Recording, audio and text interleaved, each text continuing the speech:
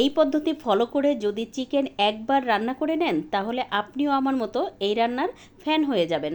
আসসালামু আলাইকুম, কেমন আছেন সবাই? শুরুতে একটা মাটির পাতিলে দিয়ে দিচ্ছি 1/3 কাপ পরিমাণ সরিষার তেল। তার সাথে দিয়ে দেবো 2টা শুকনো মরিচ মাঝখান থেকে একটু ভেঙে। তার সাথে দিয়ে দেবো একটা বড় এলাচ, দিয়ে দেবো একটা স্টার অ্যানিস, একটা তেজপাতা, 3-4টা লবঙ্গ, সেই সাথে দিয়ে দেবো 4টা এলাচ। এটা সবুজ এলাচ ছিল, হ্যাঁ। আর দিয়ে দেবো আদা রসুন পেস্ট 2 টেবিল চামচ। সেই সাথে দিয়ে দেবো আধা কাপ পরিমাণ পেঁয়াজ কুচি, 1 চা চামচ ধনিয়া গুঁড়া, 1 চা চামচ জিরা গুঁড়া, 1 টেবিল চামচ পরিমাণ শুকনো মরিচের গুঁড়া, সেই সাথে দিয়ে দেবো স্বাদ মতো লবণ, দিয়ে দেবো হলুদ গুঁড়া 1 চা চামচের একটু কম, সেই সাথে দিয়ে দেবো একটা টমেটো কুচি করে কেটে, আর দিয়ে দেবো ধনেপাতা। আর ধনেপাতাটা একেবারেই অপশনাল, আপনার যদি ভালো লাগে দেবেন, না হলে দেওয়ার কোনো দরকার নাই। তার সাথে দিয়ে দেবো কাঁচামরিচ। কাঁচামরিচ আর শুকনো মরিচ দিয়ে রান্না করলে কিন্তু এই রান্নাটার স্বাদ বহুগুণে বেড়ে যায়। তারপর সব কিছু খুব ভালোভাবে হাত দিয়ে মেখে নিতে হবে। আর এই ধরনের রান্নায় কিন্তু আপনি যত ভালোভাবে মশলাটা মেখে নেবেন, রান্নাটার টেস্ট কিন্তু তত ভালো হবে। এবার দিয়ে দেবো হচ্ছে দেশি মুরগি। তো আমি এখানে দেশি মুরগি ব্যবহার করছি, আপনি চাইলে কিন্তু ফার্মের মুরগি দিয়েও এই রান্নাটা করে নিতে পারেন। তো মুরগিটা দিয়ে তারপর মশলার সাথে খুব ভালোভাবে মেখে নেব।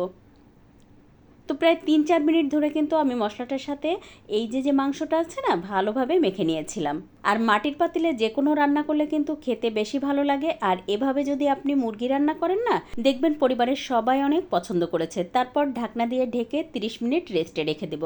30 মিনিট পরে দেখতেই পাচ্ছেন আরও একটা মাটির পাতিলে 1 টেবিল চামচ সরিষার তেল দিয়ে এবার দিয়ে দিচ্ছে হচ্ছে সেই যে মেখে রাখা মাংসগুলো।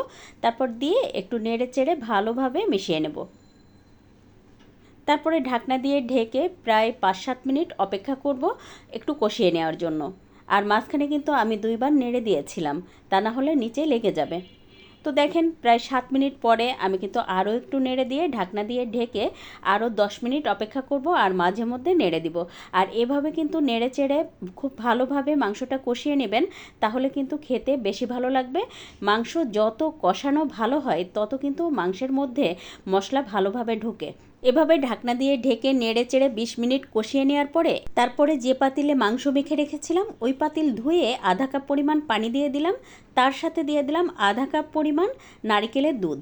তো নারকেল দুধ দিয়ে এই রান্নাটা যদি করা যায়, খেতে যে কী যে ভালো লাগে, আপনি একবার রান্না করে দেখলেই বুঝতে পারবেন এটা কতটা মজার হয়। সেই সাথে দিয়ে দেব 3টা গোটা রসুন।